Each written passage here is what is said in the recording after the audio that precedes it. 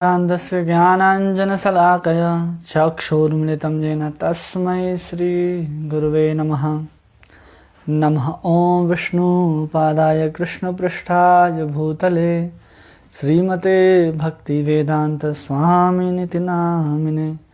नमस्ते सारस्वती देवे गौरवाणी प्रचारिणे निर्विशेषशून्यवादी पाश्चात्यदेशतारिणे।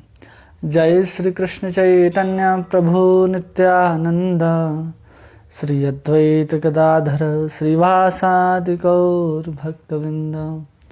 हरे कृष्ण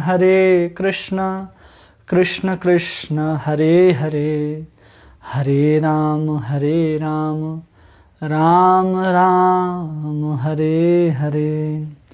गुरुवे गौरचंद्राय राधिकाय तदालये कृष्णाय कृष्ण भक्ताय तद्भक्ताय नमो नमः। हरे कृष्णा।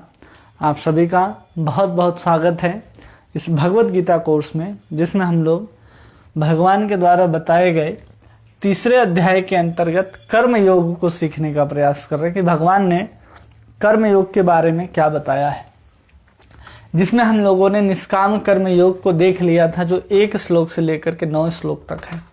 फिर हमने कर्म कांड से लेकर के कर्म योग तक सीख लिया, जो 10 से 16 श्लोक है, जिसमें भगवान कर्म कांड करने के लिए कह रहे हैं कि कर्म कांड करने से क्या होगा, यज्ञ करने से क्या होगा, उस सकाम कर्म से कामना से जो हम लोग कर्म करते हैं किसी भौतिक इच्छा के साथ, उससे क्या होता है। और हम निष्काम भाव से कर्म करते हैं तो चित्त शुद्धि के बाद ज्ञान के तरफ हम लोग बढ़ते हैं। फिर भगवान उसी निष्काम कर्म के उदाहरण बताते हैं, क्यों करो कर्म, निष्काम कर्म क्यों करो, तो दूसरों को उदाहरण देने के लिए, क्योंकि जो श्रेष्ठ व्यक्ति करते हैं उसके नीचे व्यक्ति जो है वैसा ही काम को करता है। तो भगवान स्वयं का उदाहरण देते हैं कि मैं भी इसलिए कर्म करता हूं अर्जुन, क्योंकि मेरे लिए तो कोई संसार में तीनों लोक में कोई काम करनीय नहीं है, और न भगवान के अंदर कोई इच्छा है कर्म किसी चीज को प्राप्त करने के लिए। तो भगवान फिर भी कर्म करते हैं, क्यों? क्योंकि लोग गलत उदाहरण न पकड़ ले कि भगवान ने भी क्या किया था, अपने कर्मों का पालन नहीं किया था। जो भगवान के कर्तव्य थे उसको भगवान ने नहीं निभाया था। भगवान ने अपने कर्म को, अपने कर्तव्य को निष्काम भाव से निभाते हैं। वो कभी भी अपने कर्म से लिप्त नहीं होते। भगवान को कभी कर्म का पाप या कर्म का फल या पुण्य नहीं मिलता। क्यों? क्योंकि उसके अंदर क्या है, कामना है ही नहीं। जो भी करते हैं निष्काम भाव से, कर्ता भाव से करते है ही नहीं। वो स्वयं कर्म करके बताते हैं कि मैं कैसे कर्म करते हुए अकर्ता बना रहता हूं। तो भगवान सबको बताते हैं कि तुम भी कर्म करके भी अकर्ता रह सकते हो, अगर तुम्हें कर्म करने का अहंकार ना हो, तुम अपने आप को कर्ता ना समझो। जैसे बता रहे थे, प्रकृति क्रियामाणानि गुणः कर्माणि सर्वशः अहंकार विमूढ़ात्मा कर्ता अहम इति मन्यते। भगवान बोलते हैं कि जो भी होता है इस संसार में सब प्रकृति के द्वारा किया जाता है। हम सिर्फ प्रकृति के क्रियाओं को अपना कृत्य मानने के कारण हम उस कर्म के चक्कर में आ जाते हैं, और उस कर्म का जो भी बुरा परिणाम या अच्छा परिणाम होता है उसको हमको भोगना पड़ता है। तो ये सब भगवान निष्काम कर्म या उदाहरण में बताते हैं 27वें श्लोक। और इसमें अब हम लोग पढ़ेंगे कि भगवान ने 36 श्लोक से लेकर के आखिरी 43 श्लोक तक काम पर विजय प्राप्त करने के उपाय बताए हैं। तो सबसे पहले हम लोग ये देखेंगे कि अर्जुन 36वें श्लोक में प्रश्न क्या पूछता है। अर्जुन ने कितना अच्छा प्रश्न पूछा है। पहले तो भगवान बता रहे थे कि जितने भी शास्त्र वेद पुराण हैं, व्यक्ति ना चाहते हुए भी उसका पालन करता है, लेकिन करने के बाद भी वो क्या हो जाता है, पाप में प्रवृत्त हो जाता है, और ना चाहते हुए भोग में लिप्त हो जाता है। जैसे हमने अजामिल का उदाहरण बताया था। जैसे बड़े बड़े ऋषि मुनि जो हैं वो तपस्या में लगे रहते हैं, लेकिन क्या होता है, न चाहते हुए भी भोग में लग जाते हैं, जिसका अनुशासन जो है शास्त्र करता है ऐसा नहीं करना चाहिए। फिर भी कोई फायदा नहीं होता, क्योंकि वो क्या है, प्रकृति से उत्पन्न जो गुण थे, 3 गुण, रजोगुण, सतोगुण और तमोगुण, उसके अधीन होकर के काम करते। तो भगवान बोलते इसका क्या लाभ। और फिर भगवान आगे बताते हैं कि फिर भी हमको क्या करना चाहिए, अपने कर्तव्यों को, अपने कर्मों का पालन ठीक से करना चाहिए। क्यों कहते हैं ना कि स्वधर्म निधनम श्रेय परधर्म भयावह, कि अपना कर्तव्य कैसा भी हो, अगर उसमें दोष भी हो तो हम उसको करते हुए मर जाना श्रेष्ठ है, लेकिन दूसरों का कर्तव्य निभाना नहीं चाहिए। क्यों? क्योंकि वहां पर अजामिल का कर्तव्य था कि हम कौन हैं, हम अगर ब्राह्मण हैं तो सिर्फ समिधा चुन करके हम अपने आश्रम लौटाएं, न कि उन वैश्या और उस शूद्र को देख करके जो लिप्त थे काम वासना में, उसके प्रति वो अनुरक्त हो जाए। जब हम कर्तव्य को इधर उधर हिलते हैं कर्तव्य से, तो समझना चाहिए हमारा पतन निश्चित है। लेकिन कभी कभी ना चाहते हुए भी हम कर्तव्य निभाना चाहते हैं, अपने कर्म को करना चाहते हैं, फिर भी हम क्या हो जाते हैं, उस पाप में लिप्त हो जाते हैं। तो उसी प्रश्न को अर्जुन पूछता है। अर्जुन उवाच अथ केन प्रयुक्तो यम पापम चरति पुरुषः अनिच्छन्नपि वाष्णेय बलादीव नियोजितः।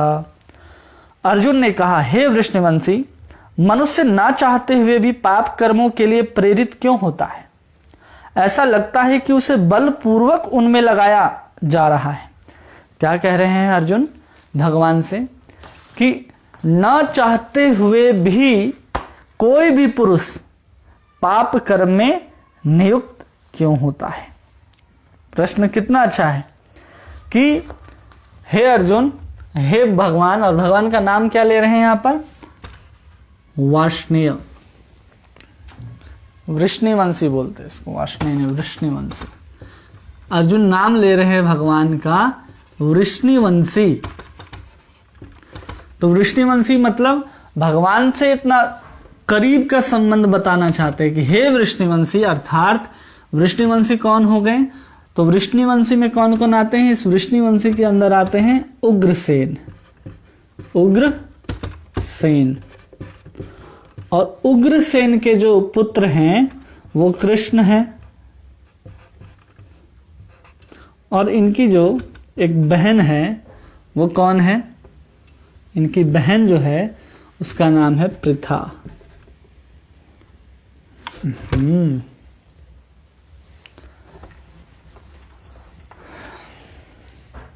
वृष्णिवंशी में आते हैं उग्रसेन, ठीक है। इनके पुत्र हैं वसुदेव, वसुदेव, और इनकी बहन है जिसका नाम है पृथा अर्थात कुंती, ठीक है। और वसुदेव के पुत्र हैं कृष्ण, और कुंती के पुत्र कौन है? अर्जुन। तो ये सब वृष्णिवंशी से अर्जुन भी हैं और वृष्णिवंशी से कृष्ण भी हैं। तो इस दोनों के संबंध को यहां पर भगवान को पूछते हैं अर्जुन कि हे वृष्णिवंशी, मतलब इतना करीबी का संबंध लेकर के इस प्रश्न को पूछ रहे हैं। क्यों पूछ रहे हैं? क्योंकि उनको पता है कि अगर हम उनके साथ संबंध होगा, क्योंकि जीव का संबंध हमेशा किसके साथ है? कृष्ण के साथ है, भगवान के साथ है। अर्जुन भी अपने संबंध को जानता है, तो अर्जुन ने सीधा कहा वृष्णिवंशी, हे वृष्णिवंशी। तो वृष्णिवंशी के अंतर्गत वृष्णिवंशी के नीचे कौन आते? उग्रसेन। उग्रसेन के पुत्र कौन है? वसुदेव। वसुदेव की बहन पृथा, और उनके पुत्र थे अर्जुन, और वसुदेव के पुत्र थे कृष्ण। तो दोनों का संबंध कितना करीब का आता है। तो इस संबंध जो इतना करीब का आता है, इसलिए पूछ रहे कि हे बताइए, हे वृष्णिवंशी, कि लोग न चाहते हुए भी ऐसे पाप कृत्यों में प्रवृत्त क्यों हो जाते हैं। तो इसका उत्तर ये है, आगे भगवान देंगे, लेकिन इसको ठीक से समझना है कि यहां अर्जुन प्रश्न पूछा कि न चाहते हुए भी। परमात्मा का भी पता है कि हर के हृदय में, अर्जुन को पता है कि परमात्मा निवास करते हैं। तो अर्जुन ने ये नहीं कहा कि आपके हृदय में कौन है? परमात्मा है। तो परमात्मा की प्रेरणा से भगवान सब कुछ करते हैं। अभी तक कहीं देखा हम लोगों ने कि भगवान ने कहा है, भगवान कह रहे हैं कि मेरे ही द्वारा सब कुछ होता है। भगवान अल्टीमेट कारण जरूर हैं। जैसे यहां पर प्रकाश है, इस प्रकाश कहां से आ रहा है? बिजली के द्वारा हम प्रकाश उत्पन्न कर रहे हो। यही बिजली अगर फ्रिज के अंदर जाती है तो क्या हो जाती है? ठंडी हो जाती है। यही बिजली हीटर के अंदर जाती है तो क्या हो जाती है? गर्म हो जाती है। और यही बिजली कहाँ आ रही है? बल्ब के नीचे आ रही है। और उस बल्ब के नीचे हम जला करके क्या कार्य कर रहे हैं, पाप और पुण्य, इससे भगवान को कोई लेना देना है? या हमारे कृत्य से भगवान को कोई लेना देना है? नहीं। हमने जो कर्म कर रहे हैं इस प्रकाश में, वो किसके द्वारा दिया जा रहा है ये प्रकाश? ये अल्टीमेट कारण है कि यहाँ अंधेरा नहीं है तो हम आपको पढ़ा पा रहे। तो ये प्रकाश कहाँ से आया? भगवान के द्वारा। अब यहाँ आपको पढ़ा रहे हैं या कुछ गलत सिखा रहे हैं, ये कहाँ पर जाएगा? वो मेरे कर्म के ऊपर जाएगा, न कि इसके कारण भगवान बनेंगे। भगवान ने हमको क्या दिया? फैसिलिटी दिए, वो कर्म करने का क्षेत्र दिया, वो कर्म करने का अधिकार दिया, कर्म करने के लिए इंद्रियां दी। ये सब कुछ हमको जो कर्म करने के लिए चाहिए, मन, बुद्धि, अहंकार, स्थान, इंद्रियां, प्रकाश, सब कुछ दिया। तो देने वाले वो जरूर हैं, लेकिन हम उस चीज को ले करके क्या करते हैं ये हमारे ऊपर निर्भर करता है। तो इसलिए अर्जुन प्रश्न पूछता है कि न चाहते हुए भी हम कैसे प्रयुक्त हो गए? तो प्रभुपाद जी लिख देते हैं कि परमात्मा जो है वो कभी भी किसी को पाप करने के लिए प्रेरित नहीं करते, प्रेरित नहीं करते हैं। जो परमात्मा है वो कभी भी किसी भी व्यक्ति को पाप करने के लिए प्रेरित नहीं करता, वो किसी को कर्म करने के लिए अनुमति जरूर देता। एक होता है प्रेरित करना या प्रेरणा, एक है प्रेरणा और दूसरा है अनुमति। ठीक है, प्रेरणा में क्या होता है कि हम किसी को उकसा रहे हैं कि तुम ऐसा कर्म करो, अंदर से प्रेरित कर रहे हैं कि तुमको ऐसा करना चाहिए। तो परमात्मा जो है किसी को अंदर बैठ करके पाप करने के लिए प्रेरित नहीं करते, पाप करने के लिए कभी प्रेरित नहीं करते हैं। इसको ध्यान रखना है। लोग बोलते हैं ना कि जब सब भगवान ही कर रहे हैं तो पाप भी भगवान के द्वारा होता है, भगवान के मर्जी के बिना तो एक पत्ता भी नहीं हिलता है। तो हम जब व्यक्ति जो संसार में पाप कर रहे हैं ये सब भगवान के द्वारा हो रहा है, और मूर्ख लोग हाथ पे हाथ धर करके बैठ जाते हैं ये सब भगवान के द्वारा हो रहा है। लेकिन प्रभुपाद जी ने साफ साफ लिखा है कि परमात्मा किसी को पाप करने के लिए प्रेरित नहीं करता। मतलब कि एक अनुमति है, कर्म करने की हमको भगवान ने स्वतंत्रता दे रखी है कि तुम कर्म करो। वो भी कैसी? हम इच्छा करते हैं, इच्छा के माध्यम से प्रकृति तक वो पहुंचता है, फिर प्रकृति उस कार्य को पूरा करती है। हमारे इंद्रियों के माध्यम से ये करते हैं क्योंकि हम प्रकृति के गुणों के अधीन हैं। उसके बाद वो चीज पूरा होता है तो हमको अनुमति देते हैं परमात्मा, पाप की प्रेरणा नहीं देते, लेकिन हम जो करना चाहते उसकी अनुमति हमको कौन देते हैं? परमात्मा देते हैं। क्योंकि अगर हमको अनुमति परमात्मा ना दे तो हमारे पास कर्म करने की भी स्वतंत्रता नहीं रह जाएगी। मतलब हम इच्छा भी नहीं कर सकते। जैसे हमने आपको पहले बताया था कि आत्मा जो है, आत्मा ये क्या करती है? इच्छा करती है। ठीक है, और इस आत्मा का जो इच्छा है वो कहां पहुंचता है? परमात्मा के पास। ठीक है, अब परमात्मा डायरेक्शन देते हैं, आदेश देते हैं प्रकृति को कि प्रकृति ये काम इसके लिए चाहिए। तो इस प्रकृति को आज्ञा देते हैं। आत्मा किस चीज का चोला ओढ़ा हुआ है? शरीर का। वो शरीर किसका बना हुआ है? पूरा का पूरा प्रकृति का। और उस प्रकृति के माध्यम से उसकी इच्छाएं पूर्ण होती हैं। कर कौन रहा है? प्रकृति। क्या हम करते हैं? आत्मा क्या करती? इच्छा। तो हमारा जो अनुमति मिलता है परमात्मा के द्वारा, जिसके द्वारा हम कर्म करते हैं, उसकी अनुमति हमको भगवान दे सकते हैं, लेकिन उस पाप कर्म को करने की प्रेरणा वो भगवान नहीं देते। वो क्या होता है? हमारे समाज, हमारी स्थितियां, हमारे मन के विकार हमको पाप में प्रवृत्त करते हैं, लेकिन परमात्मा कभी भी पाप में प्रवृत्त नहीं करते। क्योंकि कोई कहे कि भगवान के द्वारा ही सब कुछ हो रहा है तो उसको बताइए कि ऐसा नहीं है।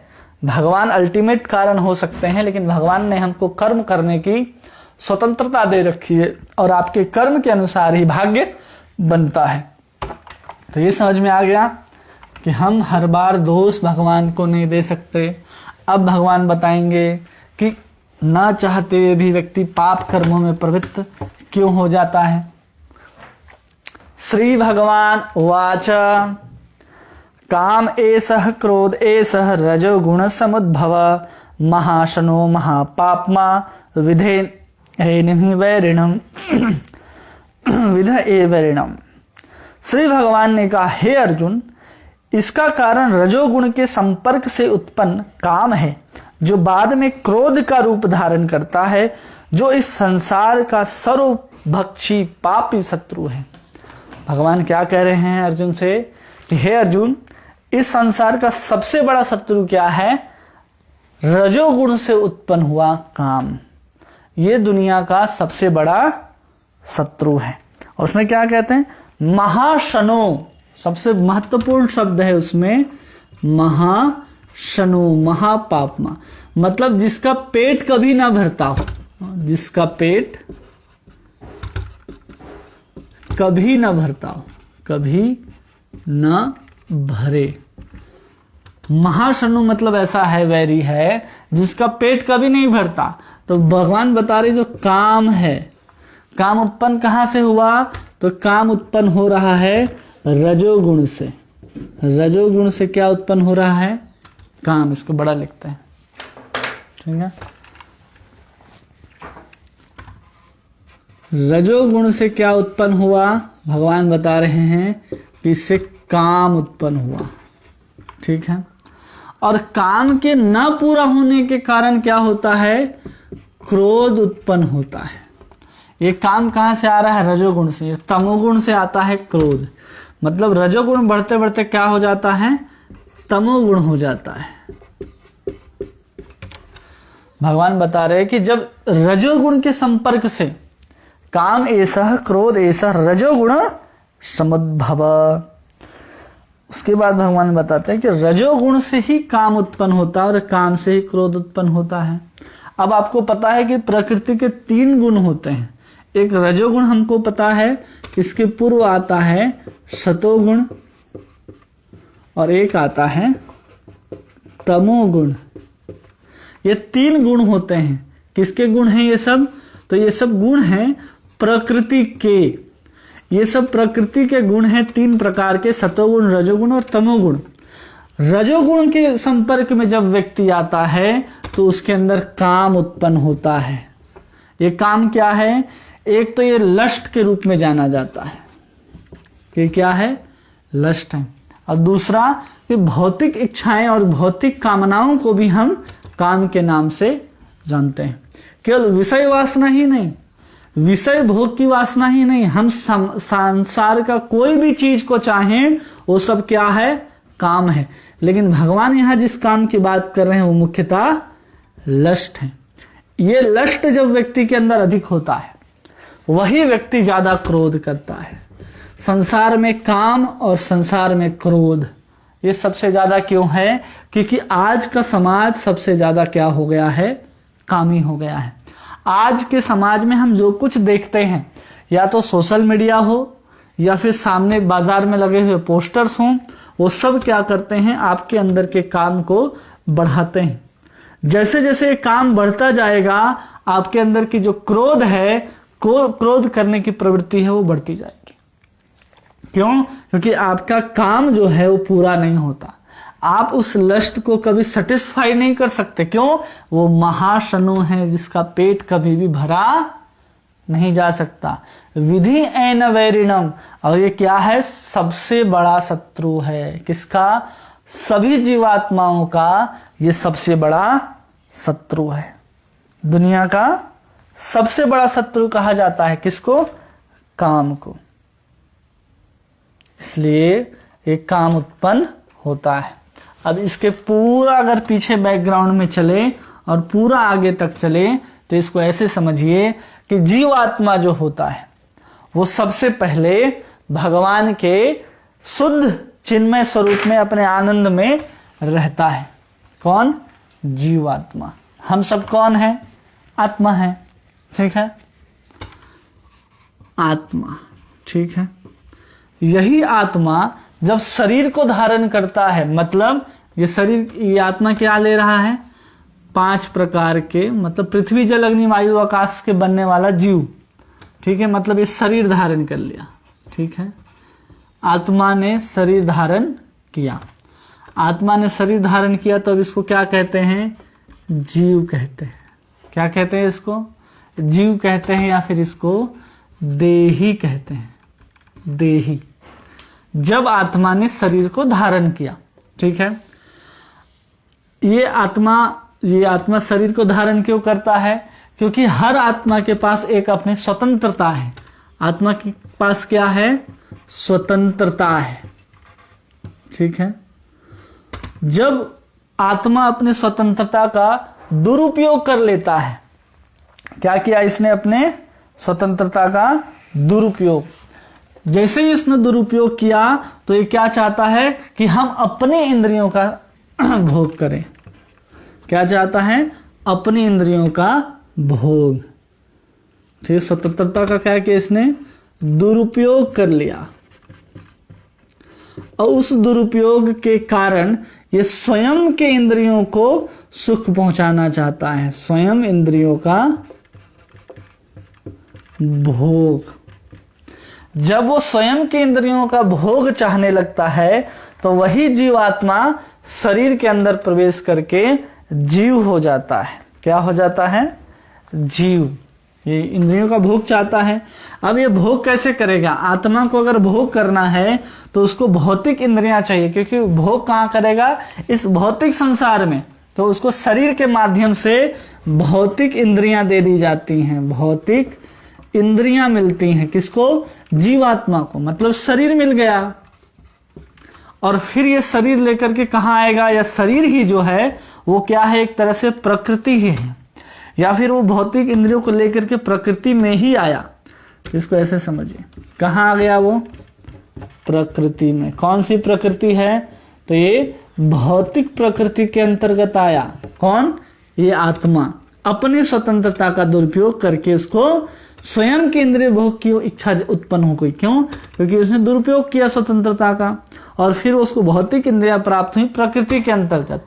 जैसे ही वो प्रकृति के अंतर्गत आता है तो आत्मा का जो नित्य स्वरूप है वो क्या है? कि हम भगवान कृष्ण की सेवा करेंगे। इस आत्मा के पास कृष्ण का क्या है? विशुद्ध प्रेम है। आत्मा के पास क्या है? कृष्ण के प्रति विशुद्ध प्रेम है। लेकिन उस प्रेम को क्या करता है? स्वतंत्रता होने के कारण प्रेम तो है, लेकिन जैसे ही वो उपयोग करने लगता है, दुरुपयोग स्वतंत्रता का, अपने इंद्रियों का भोग का इच्छा उसके अंदर उत्पन्न होता है। और अपने इंद्रियों का भोग की इच्छा के कारण उसको भौतिक इंद्रियां शरीर मिलता है, और प्रकृति के अंदर वो आता है। और ये प्रकृति 3 गुणों से बनी है। किसके अंदर बनी है? तो एक है सतोगुण, दूसरा है रजोगुण, और तीसरा है तमोगुण। किसके अंदर आ गई? ये आत्मा कहां आ गई? शरीर। और शरीर कैसा बना है? प्रकृति के 3 गुणों के साथ। अब वही आत्मा का जो प्रेम है, इस रजोगुण के संपर्क में आने से, रजोगुण प्लस प्रेम इक्वल टू काम में परिवर्तित हो जाता है। किस में परिवर्तित हो गया? वो काम में परिवर्तित हो गया। कैसे परिवर्तित हो गया? क्योंकि वही प्रेम जो है वो रजोगुण के संपर्क में आया और वो काम में परिवर्तित हो गया। जैसे एक दूध होता है, दूध को हम इमली के साथ मिला देंगे तो क्या बन जाएगा? दही बनेगा ना। तो दूध और इमली मिलकर के दही बन गया। उसी तरह रजोगुण है, और कौन सा रजोगुण है? ये प्रकृति का रजोगुण। और उसमें हम लोग क्या को मिला दिए? प्रेम को। उसको उल्टा लिखो। दूध कौन है यहाँ पर? प्रेम है, और इमली क्या है? रजोगुण है। तो क्या बन जाएगा? काम। तो आत्मा के पास जो प्रेम है वो स्वतंत्रता का दुरुपयोग करने के कारण उसके अंदर इंद्रिय भोग की इच्छा उत्पन्न हुई, और उस इच्छा के कारण उसको भौतिक इंद्रियां प्राप्त होती हैं। कहां? प्रकृति के अंदर। और प्रकृति जो है 3 गुण से मिलकर के बनी हुई। अब उसका जो प्रकृति के अंदर आने के बाद रजोगुण और परमात्मा के प्रति, कृष्ण के प्रति जो आत्मा का जो प्रेम है वो मिलता है, तो किस रूप में परिवर्तित हो जाता है? काम के रूप में परिवर्तित हो जाता है। और यही काम जो है पूरा न होने के कारण तमोगुणी क्रोध का रूप धारण करता है। और यही काम और यही क्रोध क्या है? दुनिया का सबसे बड़ा शत्रु बताते हैं, क्योंकि यही एक हथकड़ी है जिसके द्वारा सभी जीवात्माओं को इस धरती पर बांध करके रखा गया है। यही बंधन है। काम और क्रोध क्या है? बंधन है। और आज का जो समाज है इसी काम और इसी क्रोध को बढ़ाने में लगा हुआ है। क्योंकि हम बता रहे कि कोई भी आप देख लीजिए, कोई भी फिल्म देखिए, वो आपके काम को ही बढ़ाता है। उसमें जो भी दिखाया जाता है, कुछ भी दिखाया जाए, वो क्रोध के ऊपर ही आधारित रहता है। काम और क्रोध, इसके ऊपर तो सब दुनिया आधारित है। काम, क्रोध और लोभ, इससे बाहर कोई दुनिया चल ही नहीं रहा है। उसके पास लस्ट है तो आप फिल्म देख रहे हो, उसके पास लस्ट है, क्रोध है, काम है तो आपकी सीरियल्स चल रहे हैं। किसी के पास लोभ है तो आपकी क्या चल रहे हैं, दुकानें चल रही हैं। उसका जी हिलने लगता है कि बर्गर पिज्जा का एडवर्टाइजमेंट देख करके उसको यही चाहिए, वो लोभ उत्पन्न किया जाता है। तो पूरा का पूरा संसार काम, क्रोध और लोभ पर ही आधारित है। क्योंकि मेन शत्रु जो है आपका प्रेम, जो है आपका डायरेक्ट काम के रूप में परिवर्तित हो गया। जैसे एक पानी का बूंद है, वो जब बादल से छूट करके जमीन की ओर जब बढ़ता है तो बहुत विशुद्ध जल होता है, लेकिन जैसे ही वो धरती में आकर के इस मिट्टी से स्पर्श करता है, वो जल क्या हो जाता है, मिट्टी से मिल जाता है। तो जल के अंदर क्या आ जाती हैं, अशुद्धियां आ जाती हैं, क्योंकि वो मिट्टी से मिल गया। तो उसी तरह क्या हुआ, ये प्रेम में है, प्रेम क्या हो गया, रजोगुण के साथ मिल जाने के कारण वो काम में परिवर्तित हो जाता है, और वही काम पूरा ना होने के कारण क्रोध के रूप में परिवर्तित होता है। तो इसको अगर हम प्रभुपाद जी तात्पर्य में लिखते हैं, इससे अगर बचना चाहते हैं तो क्रोध का सदुपयोग हनुमान जी ने भी किया। जब लंका को दहन करना था तो कैसे भगवान उड़ रहे थे एक महल से दूसरे महल, केवल और केवल क्रोध को, लेकिन उन्होंने क्रोध का सदुपयोग कर लिया। काम का भी सदुपयोग किया जाता है। जैसे गोपियों ने कृष्ण को चाहा तो कामाद गोप्य लिखा जाता है कि केवल और केवल काम से ही गोपियों ने कृष्ण को विशुद्ध प्रेम में परिवर्तित कर लिया। मतलब क्रोध को भी सेवा में लगा दिया जाए तो हम प्रेम तक पहुंच सकते हैं। और काम तो प्रेम का विकृत स्वरूप है, काम जो है उस प्रेम का विकृत स्वरूप है। अब इसको वापस हमको प्रेम बनाना है तो जिसके प्रति प्रेम था उसको उसके प्रति हम वापस लगाएंगे तो काम प्रेम में परिवर्तित होगा या नहीं होगा, होगा। तो गोपियों ने क्या किया, इसको, इस काम को कृष्ण के प्रति लगाया। तो यही काम जो है गोपियों के द्वारा लगाया जाने के कारण ये प्रेम हो गया, और गोपियां प्रेम की ध्वजा हो गई। क्योंकि उन्होंने कृष्ण को चाहा तो पहले तो काम ही था, बाद में वो प्रेम के रूप में परिवर्तित हो गया, शुद्ध प्रेम। काम और प्रेम में बहुत अंतर होता है। काम क्या है, जिसमें हम चाहते हैं कि हम सुखी हों, और प्रेम क्या है, जिसमें हमारा प्रियतम सुखी हो, जिसको हम चाहते हैं वो सुखी हो, जिसमें स्वयं का कोई प्रयास ना हो और हम उसको स्वतंत्रता दे। आजकल क्या है, लोग प्रेम प्रेम तो बोलते हैं, लेकिन सामने वाले की स्वतंत्रता जीरो। लेकिन यहां पर गोपियों ने भगवान को स्वतंत्रता भी दे रखी थी। तो इसलिए तो भगवान जब 11 साल के बाद उनको छोड़ करके मथुरा फिर द्वारिका की लीला की ओर प्रस्थान करते हैं। तो इस काम को अगर हमको परिवर्तित करना है तो भी कृष्ण की सेवा में लगाना है, और क्रोध को भी परिवर्तित करना है तो भी कृष्ण की सेवा में लगाना है। कृष्ण कह रहे हैं अर्जुन युद्ध करो। युद्ध करने के लिए कोई मुस्कुराते मुस्कुराते युद्ध तो कर नहीं सकता। वो भगवान भोलेनाथ या फिर भगवान कृष्ण तो है नहीं कि मुस्कुराते हुए सबको मार दें। उनको क्या चाहिए, साधारण व्यक्ति क्रोध। वो कहाँ लगाएगा क्रोध, कृष्ण की सेवा में। अर्जुन को कह रहे युद्ध करो तो अर्जुन युद्ध करेगा और भगवान के प्रति क्रोध को भी समर्पित करेगा। तो इस बात को प्रभुपाद जी आगे समझाते हैं, कृष्ण की सेवा में लग जाए तो हम इस काम और क्रोध को भी विजय प्राप्त कर सकते हैं। आगे देखिए भगवान क्या बताते हैं। हरे कृष्णा, श्लोक संख्या 38।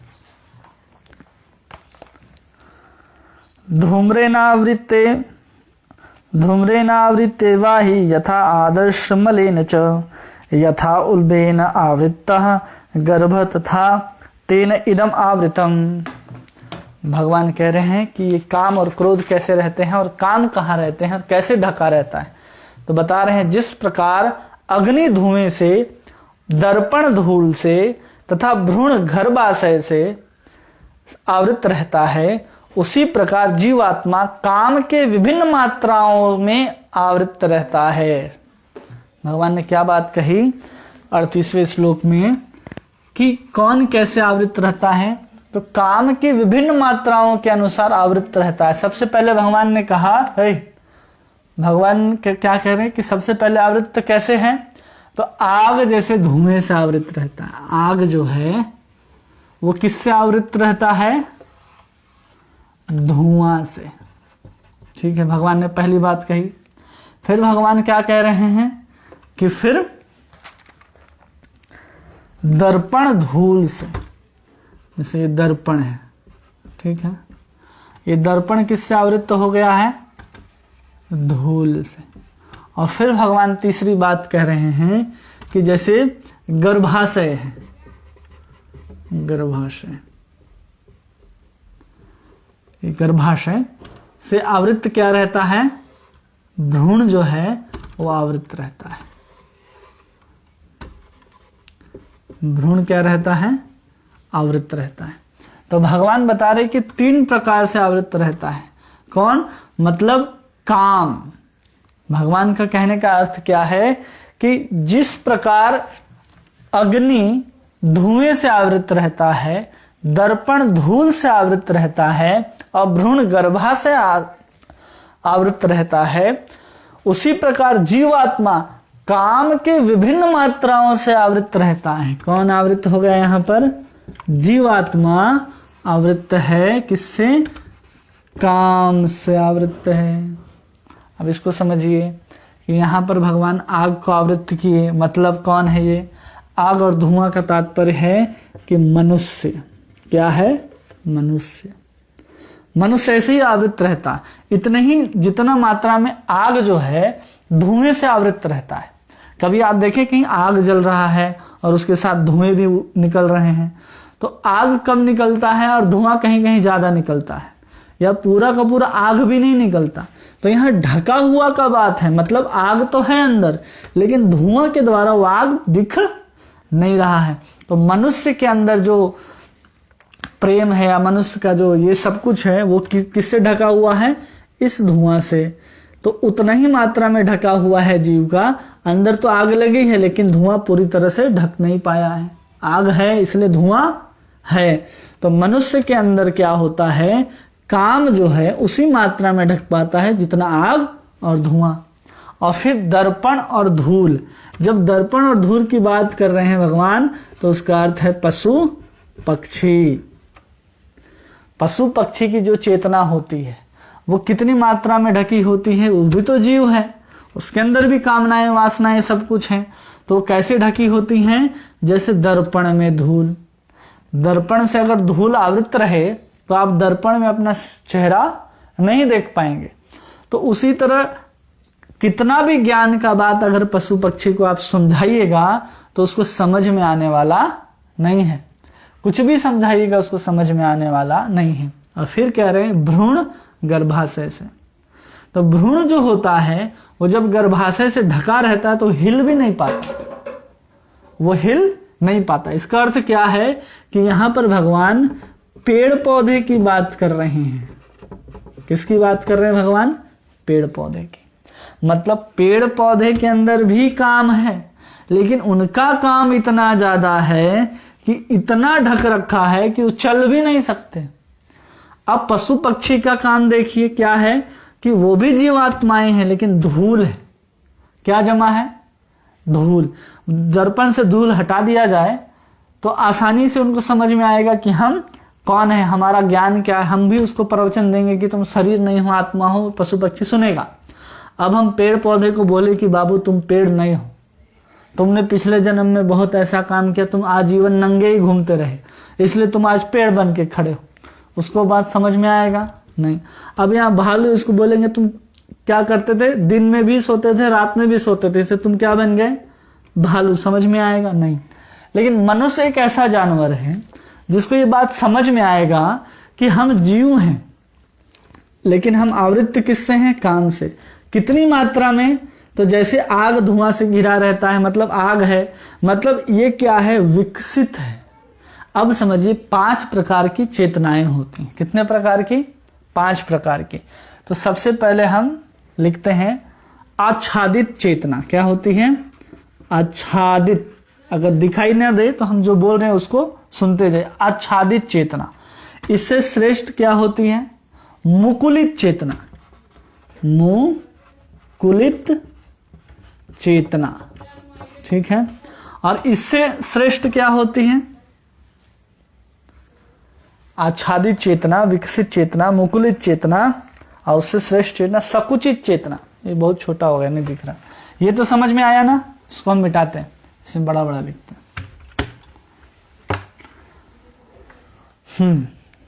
नीचे से सबसे पहले होता है आच्छादित चेतना, आच्छादित चेतना।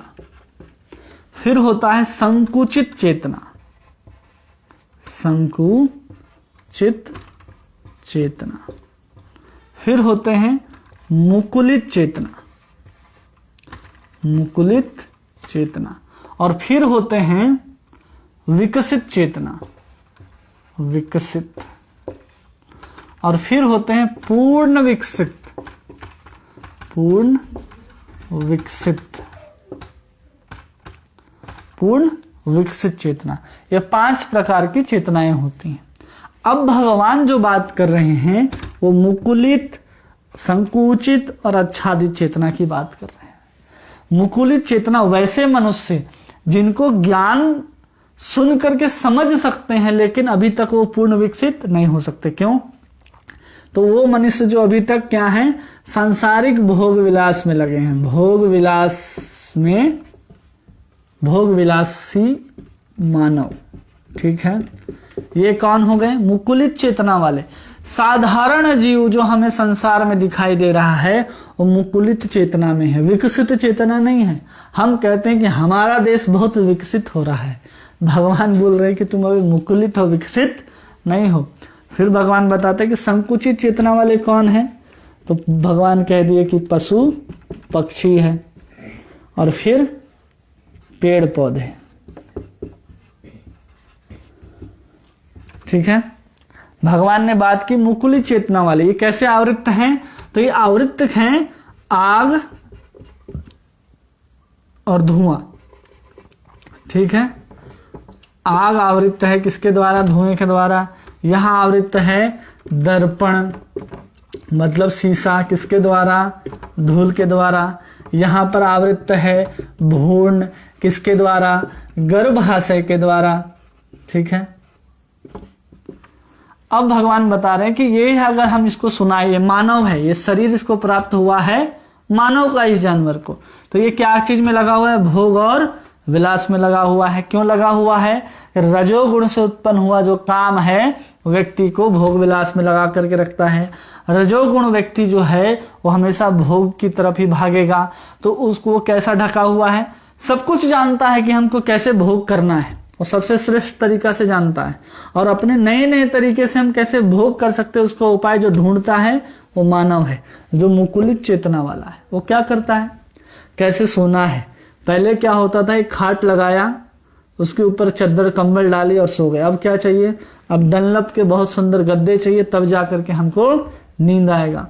पहले छत के ऊपर गए गर्मी के दिन में, पानी डाला, बिछाए, सोए। अब नहीं, हमको एसी चाहिए। क्यों? क्योंकि सोने के लिए वही डनलप का गद्दा चाहिए जो बेड पे लगा है, उसको लेकर के ऊपर आ नहीं सकता।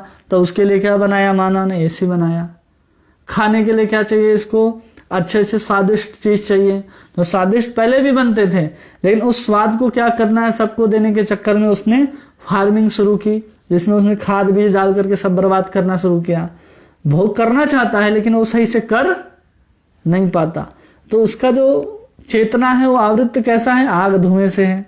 बेचारा पशु पक्षी, और दर्पण में जैसे धूल ढकाते हैं, उसको सामने भी खड़ा हो जाए तो उसको समझ में नहीं आएगा कि हम कौन है। तो वैसा स्थिति इस पशु पक्षी के साथ होता। आप किसी गधे को, कुत्ते को, भेड़िए को बैठाओ या भैंस को बैठाओ और बोलो कि तुम आत्मा हो, तुम आज से हरे कृष्ण नाम लेना शुरू करो, तो भैंस जैसे बोलता है वैसे ही बोलेगा, तोता जैसे बोलता है वैसे ही बोलेगा। रट भर सकता है तोता, लेकिन उसके अंदर का जो पशु पक्षी का जो चेतना है वो हमेशा संकुचित ही रहेगा, क्योंकि वो दर्पण जो है धूल से ढका है। पेड़ पौधे वाले क्या है कि भ्रूण जो है गर्भाशय से ढका है, भ्रूण हिल भी नहीं सकता पेट के अंदर। तो वो कौन नहीं हिल सकता? पेड़ और पौधे। इसके सामने कुछ भी बोलो, चेतना तक तो पहुंचेगा लेकिन असर नहीं होगा, मतलब ज्ञान की बात है। जब कृष्ण का नाम हम लेते हैं तो नाम का असर पेड़ पौधे को भी होता है, पशु पक्षी को भी होता है, और भोग विलास में लिप्त मानव को भी होता है। नाम की इतनी महिमा है, लेकिन ज्ञान का जहां तक बात है तो कितना भी ज्ञान इनको दो तो सुनने वाले नहीं है।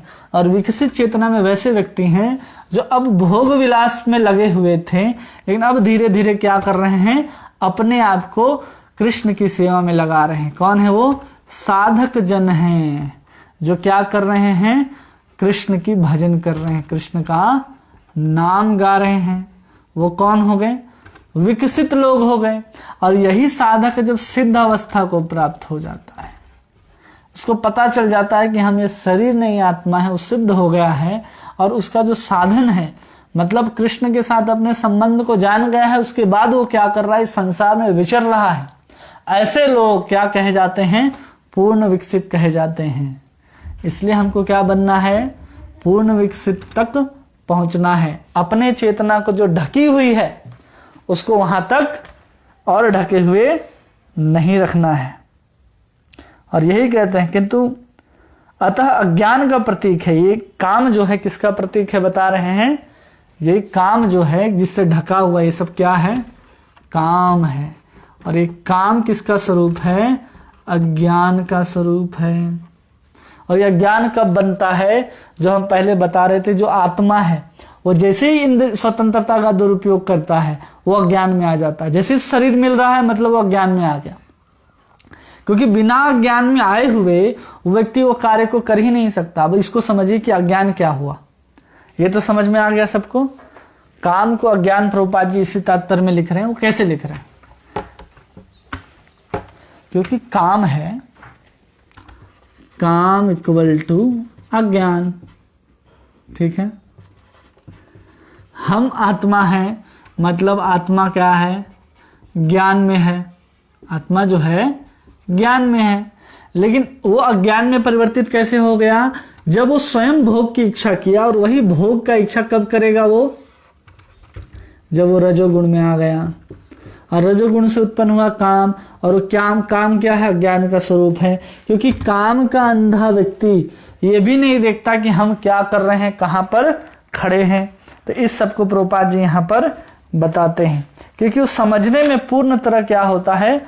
असमर्थ होता है। इसलिए क्या समझना चाहिए कि व्यक्ति आत्मा जो है वो अगर ज्ञान में होगा तो भजन करेगा, कृष्ण भावना भावित होगा। और वही आत्मा जब अज्ञान में होगा तो क्या करेगा? इंद्रिय तृप्ति करेगा। इंद्रिय तृप्ति करेगा कब? जब अज्ञान में है। और हम संसार में अगर हैं तो हम सभी क्या हैं? अज्ञान में हैं। इसी अज्ञान का नाश होते ही मनुष्य का जो कर्म बंधन है वो नाश हो जाता है। वही अज्ञान का नाश करने के लिए क्या चाहिए हमको? आत्मा और परमात्मा का ज्ञान चाहिए। उसके ज्ञान के द्वारा हम अपने अज्ञान को मिटा सकते हैं। अगर हम ऐसा नहीं कर सकते तो हम पुनः पुनः वहीं पर फंसते जाएंगे। क्यों फंसते जाएंगे? क्योंकि काम कभी भी खत्म नहीं होता। हम काम को हमेशा तृप्त करने का प्रयास करते हैं। तो काम एक आग के समान है, उसमें घी डालोगे वो काम क्या करेगा? और बढ़ेगा, कम नहीं होगा। तो वही श्लोक में कहते हैं, भागवत में श्लोक आता है, न जातु काम कामानुभोगा हविषा कृष्ण अतमे भूय एवाभिवर्धते। कि जैसे जैसे हम लोग काम को पूरा करने का प्रयास करेंगे वो काम क्या है हमारा और बढ़ता जाएगा। काम कभी भी नाश नहीं होता। तो वही भगवान कहते हैं ना 37वें, महाशनो, जिसका पेट कभी नहीं भरता। आग में हजारों टन घी डाल दो, आग कहेगा कि हम और घी नहीं चाहिए। वो पूरा का पूरा जंगल, पूरा का पूरा पेट्रोल पंप पी सकता है, लेकिन आग कभी भी संतुष्ट नहीं होता। तो उसी तरह ये काम जो है वो पूरे के पूरे संसार के सभी धन, सभी धान्य, सभी भोग की सुविधाएं, स्त्री हो, गाड़ी हो, मोटर हो, सब एक ही व्यक्ति को रख दिया जाए। मतलब कि दुनिया में 7 अरब आबादी है। 7 अरब आबादी में अगर 50% भी अगर स्त्रियों की संख्या मान ली जाए 3.5 अरब, और ऐसे कामी पुरुष के पास रख दिया जाए तो कभी भी संतुष्ट होने वाला नहीं है। और कोई कामी स्त्री जिसको 3.5 अरब अगर पुरुष मिल जाए तो भी वो संतुष्ट होने वाला नहीं है। क्यों? क्योंकि वो काम क्या करेगा, आग में घी डालने का काम करेगा। जब तक हम इसको पूरा करते जाएंगे वो आग बढ़ता जाएगा। अब यजाति महाराज के साथ क्या हुआ भागवत में कि उन्होंने बहुत साल तक भोग किया और फिर अपने पुत्र का भी वो यौवन को लेकर के फिर से वो भोग में लग जाते हैं। तब जाकर के हजारों वर्ष बीतने के बाद उनको पता चलता है कि इसको भोगने के बाद भी हम क्या कर रहे हैं, हम इससे पार नहीं पा सकते। लेकिन कुछ गधे लोग हैं जो क्या बोलते हैं कि काम को भोग लो, काम उठ रहा है तो मन शांत हो जाएगा, जबकि ऐसा नहीं है। आप जितना काम में लिप्त होंगे मन आपका उतना अशांत होगा। आगे ये बताएंगे, ये बात भगवान खुद कहते हैं। भगवान कह रहे, देखिए 39वां श्लोक, आवृत्तम ज्ञान मेतेन ज्ञानेन नित्यवैरिण काम रूपेण कौन्तेय दुष्पूरेण अनिल च। क्या कह रहे हैं? इस प्रकार ज्ञान में जीवात्मा का शुद्ध चेतना जो है, जिसके काम रूपी नित्य शत्रु से ढकी रहती है, जो कभी भी तुष्ट नहीं होता, अग्नि के समान जलता रहता है। वही हम आपको बताएं, जो व्यक्ति का काम है ना, वो हमेशा जलता ही रहता है और उसको हम क्या चाहते हैं, भोग लें और भोगने के बाद वो कम हो जाए। लेकिन ऐसा होने वाला नहीं है। क्यों? क्योंकि काम से ही जीव को ढका गया है। काम है, अब इससे क्या कर दिया गया, जीव को ढका गया है। मतलब इस संसार में जीव को अगर बांध करके रखना है तो भगवान ने उसको किस चीज से ढक के रखा है, काम से। काम किसका स्वरूप है, अज्ञान का। इसी अज्ञानता के कारण हम संसार के भोग विलास में डूबे हुए हैं। ये उत्पन्न कहां से हुआ काम, तो ये उत्पन्न हुआ रजोगुण से। कहां से उत्पन्न हुआ, रजोगुण से। रजोगुण कहां से आया, तो इस प्रकृति का गुण है। ये प्रकृति कहां से मिला, तो भोग करने की इच्छा किसका, आत्मा का। वहां से ये सब आया और बेचारा जीव कहां फंस गया, ऐसा बंधन में फंस गया कि वो बंधन दिखाई भी नहीं देता। न हाथ में हथकड़ी, न पैर में बेड़ियां दिखाई देती हैं, लेकिन जीव क्या है, उसी काम के जंजीर में बांध दिया गया। उसी को कहते हैं मैथुनागार। ऐसे जो कारागार होता है ना, कारागार जहां पर व्यक्ति को रखा जाता है, तो भगवान प्रभुपाद जी इसको लिखते हैं मैथुनागार। ऐसा जगह में इसको बांध दिया गया आगार में, उसको पता भी नहीं चलता कि हम अपने जीवन का यापन किस लिए कर रहे हैं। लोग जीते किस लिए हैं, साधारणतः वो नौकरी इसलिए करते हैं, पढ़ाई इसलिए करते हैं कि हमारा विवाह हो जाए। क्यों हो जाए भाई, पढ़ाई होगा तो नौकरी होगा, नौकरी होगा तो हम विवाह कर सकते हैं, विवाह के बाद ही अपने काम को हम पूर्ण कर सकते हैं। अगर ऐसे हम कहीं पर अपने कामनाओं को पूरा करने के लिए जाएंगे तो हमें समाज गाली देगा। उससे बचने के लिए वो क्या करता है, इन सब का पहनावा ओढ़ता है। विवाहित जीवन में उसको क्यों मिला है कि आप अपने काम को नियंत्रित कर सके, उसको हम बढ़ाने लग जाते हैं। गृहस्थ जीवन में जाकर के हम काम को भोग करके हम सोचते हैं कि हम निवृत्त हो जाएंगे, हम आगे निकल जाएंगे, लेकिन हम बहुत गलत सोचते हैं। वो उसको रेगुलेटिव करने के लिए दिया गया है।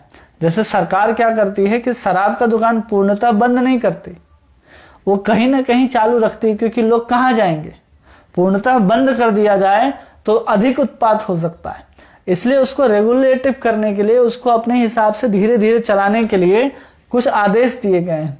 तो उसी तरह हमारे 4 वर्ण और 4 आश्रम में अपने जो बुराइयां हैं, अपने अंदर जो काम, क्रोध, लोभ, मोह, मत्सर आदि हैं, उसको धीरे धीरे क्या करना है, निकालना है। लोग गृहस्थ आश्रम में जाकर के सोचते हैं कि हमको इस चीज की करने की छूट दी गई है। छूट नहीं है, वहां पर आपको जाकर के इस काम को नियंत्रित में लाना है। आप बाहर इधर उधर जाकर के समाज को खराब ना करो, अपने आप को अशुद्ध ना करो, जिसमें समाज का भी भला हो, लोग पवित्र भी रहें, और आप अपने काम को धीरे धीरे साध लो। कि व्यक्ति काम से दूर होगा या तब वो छूट सकता है, या तो जब हम एक एक आश्रम से होकर के जा रहे हैं, जब हम गृहस्थ आश्रम में आते हैं तो हमको काम के ही आधार पर अपने गृहस्थ को जीते हैं। अब कैसे जीते हैं, एक गृहस्थी सुबह से शाम तक काम इसलिए करता है क्योंकि हमको क्या चाहिए, केवल काम वासना को पूरा करना है। उसके लिए व्यक्ति दिन भर मेहनत करता है और उसके पास कोई साधन नहीं है और कुछ नहीं देना चाहता। पैसा भी इसलिए चाहता है कि वो अपने इंद्रियों को सुख पहुंचा सके। तो आज का व्यक्ति यही चीज में लगा हुआ है, इसलिए सबसे बड़ा क्या है, शत्रु है, जिसे निकलना बहुत मुश्किल है। और इसके बाद क्या बोलते हैं, च, आखिरी शब्द क्या है, दुष्पुरेण अनिल च, मतलब ऐसा मेरा मत है और ऐसा ही है। इसलिए भगवान आखिरी शब्द क्या बोलते हैं इस श्लोक में, च, मतलब ऐसा ही है, हमको काम से ही बांध करके रखा गया है। आगे 40वें श्लोक में देखते हैं, भगवान क्या बोलते हैं, इसी काम के बारे में बोलेंगे जो हमारे लिए बहुत काम का है। इंद्रियाणि मनोबुद्धि स्याधिष्ठान मुच्यते एतर विमोहयत येषे ज्ञान आवृत्य देहिनः। इंद्रियां, मन तथा बुद्धि इस काम के निवास स्थान है। इनके द्वारा यह काम जीवात्मा के वास्तविक ज्ञान को ढककर मोहित कर लेता है। क्या बोल रहे हैं कि जो मन है, बुद्धि है और इंद्रियां हैं, ये क्या है, काम का निवास स्थान है। अब इसको देखिए, काम का निवास स्थान वो कैसे बनता है, तो पुनः उसी साइकिल को हम लिखते हैं ताकि आराम से आपको समझ में आए। आत्मा से शुरू करें, ठीक है। आत्मा ने क्या किया, दुरुपयोग, स्वतंत्रता का क्या कर दिया, इसने दुरुपयोग कर दिया, ठीक है। इसको करने के बाद इसको क्या चाहिए, अब भोग चाहिए। इसके अंदर वासना उत्पन्न है कि हम क्या करेंगे, भोग करेंगे, किसका, स्वयं, अपने से। तो उसको क्या मिलेगा, प्रकृति के अंदर शरीर मिला, प्रकृति के अंदर क्या मिला, शरीर मिला। और प्रकृति के गुण क्या है, रजोगुण के अंतर्गत आया। रजोगुण से उसको क्या मिला, काम मिला। ये काम क्या है, आत्मा का जो परमात्मा के प्रति जो प्रेम था वही अब यहाँ क्या हो गया, काम। और यही काम को क्या कहते हैं हम लोग, अज्ञान कहते हैं। और यही अज्ञान के बाद उसको क्या मिलते जाता है, मन, बुद्धि और अहंकार। तो ये काम में परिवर्तित हो गया। अब इस प्रकृति क्या देगी, इसको एक शरीर देगी। चलो यहां से अब शरीर को ठीक से समझिए, शरीर मिला, ठीक है। अब शरीर के अंदर हमको सूक्ष्म इंद्रियां चाहिए, तो सूक्ष्म इंद्रियां कहां से आएगी, तो सबसे पहले बनता है अहंकार, ठीक है। अहंकार के बाद बनता है मन, मन के बाद बनता है बुद्धि और फिर इंद्रियां, ठीक है। अज्ञान, अज्ञान के बाद ये से इस शरीर को यहां से हटा करके यहां भी लिख सकते हैं, इंद्रियां ही शरीर है ना, तो इसको शरीर, ठीक है। अब आसानी से समझ में आएगा, ठीक है, कोई दिक्कत। क्योंकि जब तक हम नहीं समझेंगे कि हमारा जो शत्रु है वो कहाँ छुप करके बैठा हुआ है, तब तो हम उसको जाकर के ढूंढ करके पराजित करेंगे। तो आत्मा क्या है, एक प्रेम में है, प्रेम ही स्वरूप है, समझ लीजिए, क्योंकि उसका प्रेम जो है कृष्ण के प्रति है। अब आत्मा को है स्वतंत्रता कि आप कुछ भी कर सकते हो, क्योंकि हमारे पास एक ही चीज है, सबसे बड़ी चीज जीवात्मा के पास क्या है, उसकी स्वतंत्रता। या तो कृष्ण की सेवा करे या तो वो संसार में रहे। प्रभुपाद जी कहते हैं या तो कुत्ते की सेवा करें या तो वो भगवान की सेवा करें, या तो गॉड या तो डॉग, यही इसका स्वभाव है। सेवा तो उसको करना ही करना है, हर जीवात्मा का स्वभाव सेवा करना। या तो खुद की इंद्रियों की सेवा करो या तो कृष्ण की इंद्रियों को सेवा करो। हम हर कोई क्या कर रहे हैं, अपने स्वभाव के अनुसार सेवा ही कर रहे हैं। जैसे कि पूरे के पूरे अल्फाबेट में देखिए, ए से जेड तक होते हैं, उसमें से एक भी अल्फाबेट को हटा दो तो पूरा अल्फाबेट कंप्लीट नहीं कर सकता। मतलब सब एक दूसरे के सहयोग से क्या कर रहे हैं, सेवा कर रहे हैं और सुख का आनंद ले रहे हैं। तो ए बी की सेवा करता है, बी सी की सेवा करता है। वैसे ही हम सब क्या करते हैं, अगर हम एक घर में हैं तो हम अपने पिताजी की सेवा करते, माता जी की सेवा करते, दादा दादी की सेवा करते। उससे बड़ा हो जाओ समाज के हम अध्यक्ष बन जाते हैं, समाज की जो जिम्मेदारी होती है उस हिसाब से हम समाज की सेवा करते हैं, है तो हम नौकर। फिर हम देश के अगर प्रधानमंत्री बन जाते हैं तो वो भी क्या है, एक प्रधान सेवक है। उसका काम क्या है, पूरे देश की सेवा करना। मतलब जीव आत्मा जो है कहीं रहेगा वो क्या करेगा, सेवा ही करेगा। इवन वो किसी भी योनि में हो तो भी सेवा करेगा। 84 लाख योनि में अगर चला जाए ये आत्मा, तो भी उसका जो वास्तविक स्वरूप है, वास्तविक स्वरूप मतलब उसका वृत्ति अर्थात धर्म, जिसको हम कभी भी बदल नहीं सकते, इसलिए इसको हम लोग बोलते हैं सनातन, जिसको हम बदल ही नहीं सकते। आत्मा का स्वभाव ही है क्या है, सेवा। सेवा किसकी करेगा, कृष्ण की करेगा। जब कृष्ण की नहीं करेगा तो देखो ये चक्कर, फिर कृष्ण की सेवा नहीं तो फिर ये चक्कर में आना होगा। तो वही भगवान बता रहे कि वृत्ति है एक दूसरे की सेवा करना। क्या करना, सेवा। हमारा धर्म ही है सेवा। तो जब हम मनुष्य के शरीर में होते हैं या नहीं भी होते हैं, अगर आप देखो शेर की योनि में है तो शेर क्या खा रहा है, उस हिसाब से हमारा जो पूरा का पूरा इन्वायरमेंटल साइंस अगर समझते हो तो एक जीव दूसरे जीव पर आधारित है, पूरा का पूरा अगर भोजन के साइकिल को समझे, और एक एक जीव हमारे प्रकृति को, हमारे इन्वायरमेंटल को कैसे मदद पहुंचाता है बढ़ने में। या चींटी को देखो, आपको लगता है इनका कोई काम नहीं, लेकिन आप सर्च करके देखो कि चींटियां हमारे लाइफ साइकिल में कितना मदद करती हैं। मधुमक्खी ऐसा लगता है कि केवल शहद ही इकट्ठा करती है, नहीं, अगर मधुमक्खी नहीं होंगे तो आप किसी तरह का फल प्राप्त नहीं कर सकते, क्योंकि जब तक वो पराग नहीं निकालेंगे आपका फल बनने वाला नहीं है। तो ये सब क्या है, सेवा ही कर रहे हैं। हम 84 लाख योनि में किसी में जाएंगे, हमारी वृत्ति जो सेवा की है वो हमेशा रहेगी, इसलिए इसको सनातन कहते हैं। क्यों, वो आत्मा का स्वभाव है। अब कृष्ण की सेवा का जो स्वभाव था उसको हमने छोड़ दिया, हम बोले अब खुद की सेवा करेंगे। सेवा तो रहेगा, यह आध्यात्मिक जगत में कृष्ण की सेवा, भौतिक जगत में स्वयं की सेवा और स्वयं से संबंधित लोगों की सेवा, चाहे देश हो, परिवार हो, कुछ भी हो। तो स्वतंत्रता का दुरुपयोग किए, क्यों, भोग करना है। जैसे ही दुरुपयोग किए हमारे अंदर भोग की इच्छा उत्पन्न होगी। किसकी इच्छा, भोग की। अब प्रकृति क्या करेगी, वो हमको बोलेगी ठीक है भोग करना है, तो क्या करेगी, रजोगुण के माध्यम से हमारे अंदर उसी प्रेम को काम के रूप में परिवर्तित कर देगी। और वही काम जो है बाद में, जिसको अज्ञान के रूप में कहते हैं। अब क्या है, यही अज्ञान जीवात्मा क्या है, अहंकार को लेगा। सूक्ष्म शरीर है, ये क्या है, अहंकार को उत्पन्न करेगा। और यही अहंकार मन, मतलब यही अज्ञान है। ये अहंकार कैसा है, पहले तो पता था हम कृष्ण के भक्त हैं, लेकिन अब क्या पता चलेगा अहंकार के कारण, कि हम ये गधा हैं, हम कुत्ता हैं, हम लोमड़ी हैं, हम स्त्री हैं, हम पुरुष हैं, हम अमेरिकन हैं, हम इंडियन हैं। ये हमारा अहंकार आता है।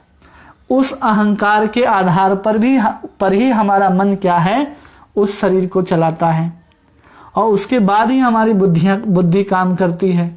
और फिर मन क्या है, मन के आधार पर ये इंद्रियां इधर उधर भागना शुरू करती हैं। तो भगवान बता रहे हैं ये मन क्या है, और बुद्धि और इंद्रियां। तो सबसे पहले काम का निवास स्थान कहाँ है, इस मन के ऊपर, इस बुद्धि के ऊपर और इस इंद्रिय के ऊपर।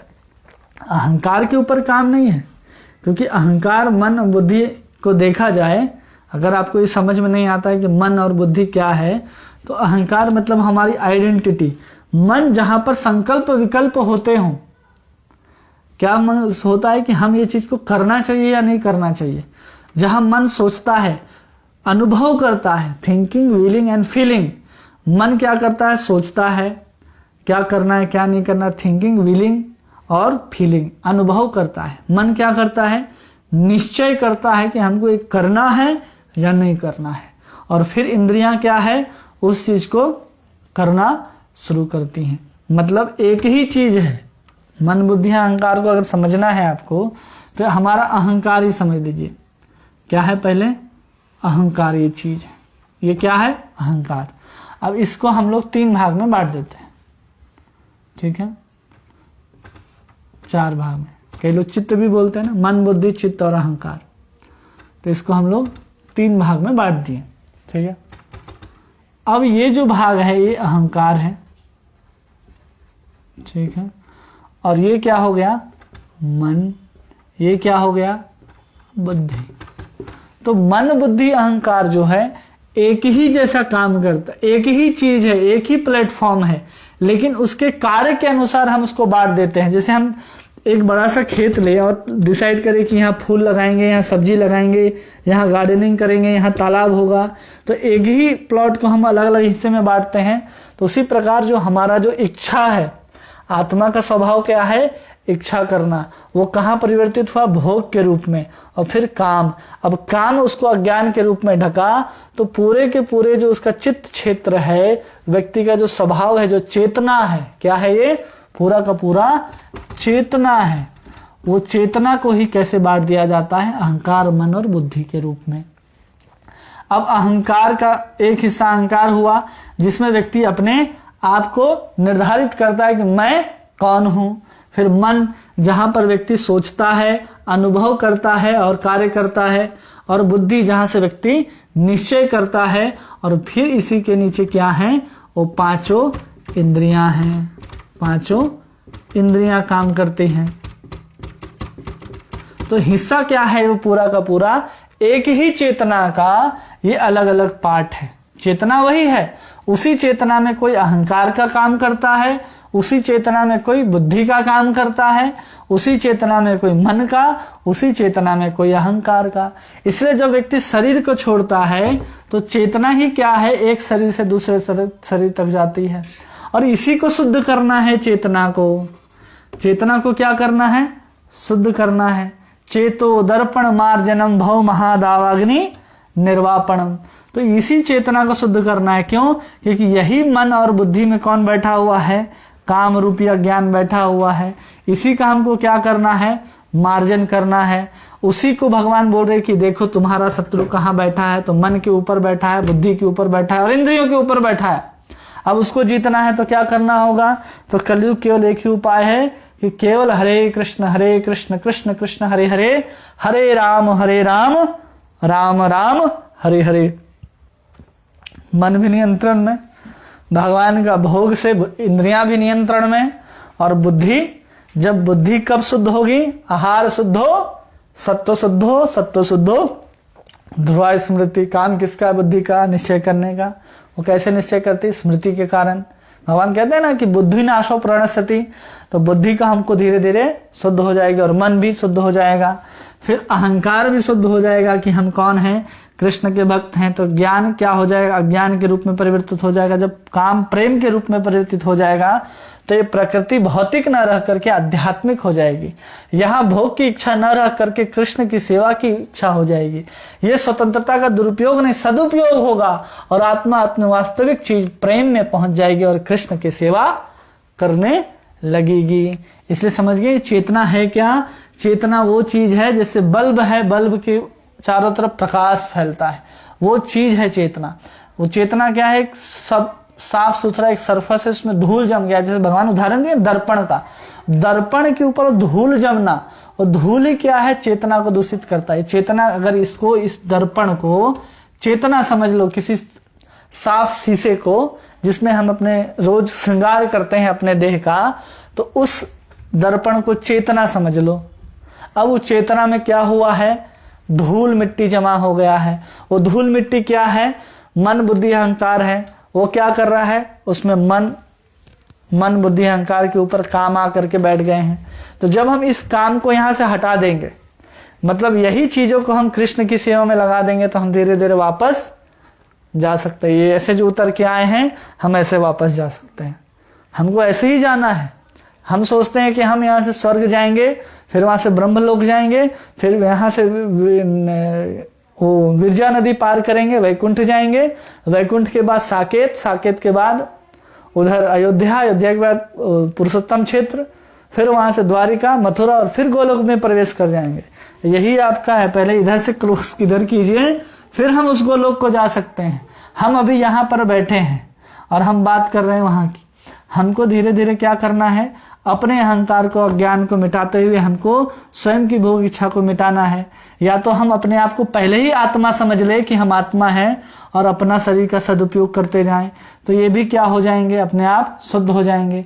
इसलिए सबसे श्रेष्ठ साधन है कि हम आत्म और अनात्म तत्व को समझें और हम कृष्ण के भक्त हैं। इसको समझ करके अगर हम लोग अपने जीवन में कार्य करते जाते हैं तो समझना चाहिए कि हम धीरे धीरे शुद्ध हो रहे हैं। इसलिए भगवान ने सबसे पहले दूसरे अध्याय में ये बता दिया कि तुम आत्मा हो, शरीर नहीं हो। ये बात समझ में आई सबको? ठीक है। अब भगवान क्या कहते हैं ये देखिए। भगवान कहते हैं तस्मात् तत् इंद्रियाणादो नियमः भरत शर्भ पापमा प्रजहीनम ज्ञान विज्ञान नाशनम। इसलिए हे भरतवंशियों में श्रेष्ठ अर्जुन, प्रारंभ में ही इंद्रियों को वश में करके इस पाप के महान प्रतीक काम का दमन करो और ज्ञान तथा आत्म साक्षात्कार के इस विनाशक कर्ता का वध करो। क्या कह रहे हैं कि आत्म साक्षात्कार का विनाशक कर्ता जो है, विनाश करता, इससे वध करो। कैसे? तो सबसे पहले इंद्रियों को दमन करो। भगवान क्या कह रहे हैं? इंद्रियों से शुरू करो अर्जुन। क्यों शुरू करो भाई? क्योंकि मन जो है ना, उसको कंट्रोल करना बहुत कठिन है, और मन के ऊपर बैठा है बुद्धि। मन है और मन के ऊपर कौन बैठा है? बुद्धि। तो इन दोनों को कंट्रोल करना उतना आसान नहीं है जितना आसान है अपने इंद्रियों को वश में करना। सबसे आसान क्या है वश में करना? जैसे कि इंद्रियों को वश में कैसे करते हैं? किसी को कहा जाए कि तुम ऐसा करो कि तुम आज से चीनी खाना बंद करो। जिसको डायबिटीज है वो क्या करते हैं? अपने इंद्रियों को कंट्रोल करते हैं। उनका जीभ जो है चीनी को देख करके मन तो करता है लेकिन कभी भी उसके तरफ जाते नहीं है। वो प्रयास कर रहा है कि हम अपनी इंद्रियों को अगर रोक लेते हैं तो धीरे धीरे मन भी हमारे वश में होगा और धीरे धीरे बुद्धि भी वश में होगा। क्यों होगा बुद्धि और मन वश में? क्योंकि भगवान कहते हैं कि जब हमारी विषय इंद्रियां जो है ना, उनका संयोग होता है किसके साथ? विषय के साथ। और जब विषय के साथ उसका संयोग होगा तो हमारा मन जो है वो चंचल होगा, और उसको होना ही होना है। कैसे होना है इसको देखिए। ठंडी के दिन है, ठीक है, बहुत गर्मी का दिन है, आप किसी एसी वाले कमरे में जाते हैं, ठीक है, आपको क्या चाहिए? ठंडक। इंद्रियों को क्या मिला? यहां पर जाने से विषय मिल गया, तो उसका शरीर कैसे ही मन प्रफुल्लित हो जाता है। क्या हो जाता है? अब हम एसी वाले कमरे को छोड़ करके बाहर नहीं जाएंगे। मन क्या हो उसका? चंचल। जैसे ही वो बाहर निकलेगा वो टेंशन में आ जाएगा, यार अंदर ही अच्छा था। मन उसका खराब हुआ कि नहीं हुआ? क्यों हुआ? क्योंकि उसका जो इंद्रियां है, जो उसका सेंसेस है, वो क्या हो गया? विषय के संयोग में रहा। अब किसी को आदत है कि घी में डुबाया हुआ रोटी खाने का, उसको सूखा रोटी दिया जाए, उसका मन तो खराब होना ही होना है। तो इसलिए भगवान बात कर रहे कि सबसे पहले अगर नियंत्रित करना है किसी को तो किसको नियंत्रित करो अर्जुन? इंद्रियों को नियंत्रित करो। अगर इंद्रियों को नियंत्रित कर लोगे तो धीरे धीरे मन तुम्हारा अपने वश में होगा। मन क्या करता है? मन के द्वारा ही सभी इंद्रियां चलती हैं। मन तो सभी इंद्रियों में क्या है? प्रधान है। लेकिन भगवान बोल रहे कि मन को कंट्रोल करना इतना आसान नहीं है अर्जुन, इसलिए तुम इंद्रियों से शुरुआत करो। किस लिए? अगर तुमको काम का दमन करना है, काम को जीतना है, तो तुम शुरुआत किससे करोगे? इंद्रियों से शुरू करोगे। इंद्रिय से शुरू करके मन तक पहुंचोगे, मन से धीरे धीरे बुद्धि तक पहुंचोगे। जब तक इंद्रियां कंट्रोल में नहीं होंगी, मन कंट्रोल में होने वाला नहीं है। भागवत कहता है विषय इंद्रिय संयोग मनः क्षुभ्यति नान्यथा, कि अगर हम विषय इंद्रियों का संयोग नहीं करते हैं तो हमारा मन क्या है? चंचल नहीं होगा। चंचल नहीं होगा। केवल हमको अपने इंद्रियों को विषय से हटाना है। अब इसको समझाते, इस बात को ऐसा क्यों कहें भगवान कि इंद्रियों को नियंत्रित करो? इसके लिए भगवान बताते हैं आगे श्लोक में। श्लोक संख्या 42।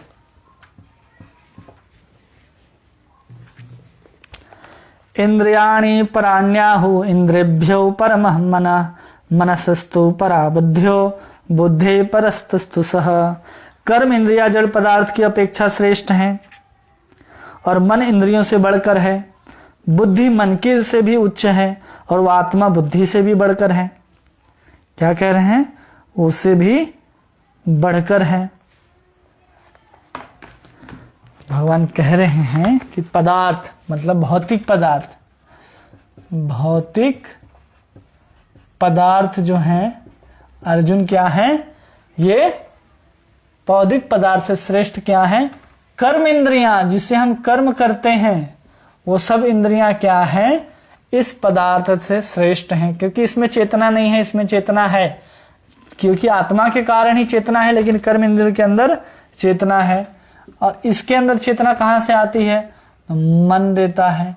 और मन के अंदर दृढ़ता कहाँ से आती है, कैसा करो, तो बुद्धि के माध्यम से आती है। और बुद्धि के पास कहाँ से आता है, तो आत्मा से आता है। इसलिए भगवान कह रहे हैं कि आत्मा से, भौतिक पदार्थ से श्रेष्ठ कर्म इंद्रियां हैं, कर्म इंद्रिया से श्रेष्ठ बुद्धि है, और बुद्धि से श्रेष्ठ मन, मन से श्रेष्ठ बुद्धि, और बुद्धि से श्रेष्ठ अर्जुन आत्मा है। क्यों, तो भगवान किसको कंट्रोल करने का बात कर रहे हैं, इस चीज को कंट्रोल करने का बात कर रहे हैं। भौतिक इंद्रिय मतलब पूरे संसार में अगर बोला जाए कि पदार्थ को हटा दो तो आप हटा सकते हो। जैसे एक कहानी सुनते हैं ना हम लोग कि एक राजा था, उसकी एक बेटी थी। अब जब भी वो रानी, उसकी बेटी जाती थी बाजार में घूमने या कहीं भी जाती थी, तो उसके पैर में कांटे चुभ जाते थे। राजा ने मंत्री को बुलाया कि बताओ कुछ उपाय किया जाए। तो अलग अलग मंत्री अलग अलग उपाय बताने लगे। एक मंत्री कहा कि जहां जहां जाती है ना, वहां पर कालीन बिछा दिया जाए। जहां जहां जाती है आपकी पुत्री, वहां हम कालीन बिछा देंगे। वाह, आदेश दे दिया गया कालीन बिछाने का। अब कालीन बिछाने के बाद क्या हुआ कि वो उसी रास्ते पर चल सकती है, उसके अलावा उसकी इच्छा कहीं हुई जहां कालीन नहीं बिछा वहां नहीं जा सकती। दूसरे मंत्री ने उपाय बताया, इतना बेवकूफी वाला काम नहीं करते, हम चुपचाप उस पुत्री के जो पैर हैं जिसमें कांटे चुभ रहे हैं, उसमें हम बहुत सुंदर उसको क्या पहना देंगे, जूता या चप्पल। हम जूता और चप्पल पहना देंगे तो हम कहीं भी जा सकते कि नहीं जा सकते, कहीं भी कालीन बिछाने की जरूरत है नहीं है। तो भगवान क्या कह रहे हैं, कर्म इंद्रियां को वश में करो, मतलब इसको जूता चप्पल पहनाओ। तुम भौतिक पदार्थ को बोलोगे हम खत्म कर देंगे, इस संसार में तो ऐसा होने वाला नहीं है। बाजार जाओगे गुलाब जामुन दिखाई देगा, आप उसको खरीद के फेंक नहीं सकते कि खाली करो दुकान। आपको किसको वश में करना है, अपने जीभ को। जीभ को क्या पहनाना है, चप्पल पहनाना है। मतलब किसका चप्पल, कृष्ण नाम का चप्पल पहना है इसको। जब वो कृष्ण का नाम लेगा तो इसकी जो जीभ की लपलपाहट है वो धीरे धीरे कम होगी। उससे क्या होगा, मन वश में होगा, और मन वश में होने से बुद्धि भी हो जाएगी और आत्मा शुद्ध हो जाएगा। तो भगवान कह रहे हैं कि सबसे श्रेष्ठ तत्व क्या है, इसमें आत्मा है। अगर हम आत्मा और परमात्मा के ज्ञान से इसको वश में करने का प्रयास करें तो संभव है, क्योंकि मन से ऊपर क्या है, बुद्धि, और बुद्धि से ऊपर आत्मा। अगर हमको बुद्धि से चलना है तो आत्मा को समझना पड़ेगा। आत्मा को समझने के लिए हमको आत्म साक्षात्कार के स्तर तक जाना है, मतलब ज्ञानी होना पड़ेगा, पूर्ण ज्ञानी। जब तक ज्ञान से हम आत्मा तत्व को नहीं समझते अनुसंधान के द्वारा कि हम ये कर्म इंद्रियां नहीं है। जैसे ज्ञानी लोग जब ध्यान लगाते हैं तो सबसे पहले यही चिंतन करते हैं कि हम ये इंद्रियां नहीं है। उसके बाद वो चिंतन करते हैं कि हम ये मन भी नहीं है। फिर वो चिंतन करते हैं बुद्धि हो, बुद्धि भी हम नहीं है। फिर जो उनका अहंकार होता है उसको भी छोड़ देते हैं कि हम ये शरीर नहीं है। तो जिस आत्म तत्व में स्थित होते हैं वहां स्थित होकर के हम ये सबको कंट्रोल कर सकते हैं। लेकिन भगवान बोलते हैं उधर से नहीं तो हम इधर से भी कर सकते हैं। कर्म इंद्रिया को कंट्रोल में करो, मन होगा, मन के द्वारा बुद्धि, बुद्धि के द्वारा आत्मा को आप जान सकते हो। कैसे जान सकते हो, कर्म इंद्रिया कितनी है, 5 प्रकार की हैं। कितने प्रकार की हैं कर्म इंद्रिया, 5 प्रकार की। कौन कौन, आंख, कान, जीभ, और क्या है, त्वचा और जनेंद्रिया। ठीक है, ये 5 प्रकार की इंद्रियां हैं। इसको क्या करना है, इसको क्या करना है, इसको क्या करना है, इसको क्या करना है, इसको क्या करना है। आंख के द्वारा क्या करना है, दर्शन, कान कृष्ण के द्वारा, और कान के द्वारा क्या सुनना है, कथा। जीभ के द्वारा क्या खाना है, प्रसाद।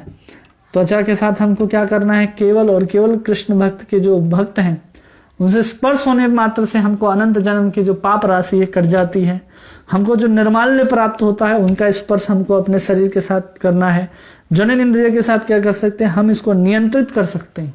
या तो हम कृष्ण भावना भावित संतान उत्पन्न करें, या फिर हम इस चीज को क्या करें, दमन करें। तो भगवान क्या कह रहे हैं कि हमको क्या करना है, अगर इसको वश में करना है तो इस चीज को हम दमन नहीं कर सकते। हमारे पास उतनी भी शक्ति नहीं कि हम अपने इंद्रिय को वहां जाने के लिए छोड़ दें। भगवान तो कह रहे इसको क्या कर दो, तुम दमन कर दो, कि उसका जो इच्छा हो रहा है उसको मार दो। तो उससे धीरे धीरे वो क्या होगा, जब बार बार हम किसी चीज को पाने का प्रयास करते और नहीं मिलता है तो हम क्या करते हैं, वहां से अपने मन को खींच लेते हैं कि अब हमको चाहिए ही नहीं चाहिए।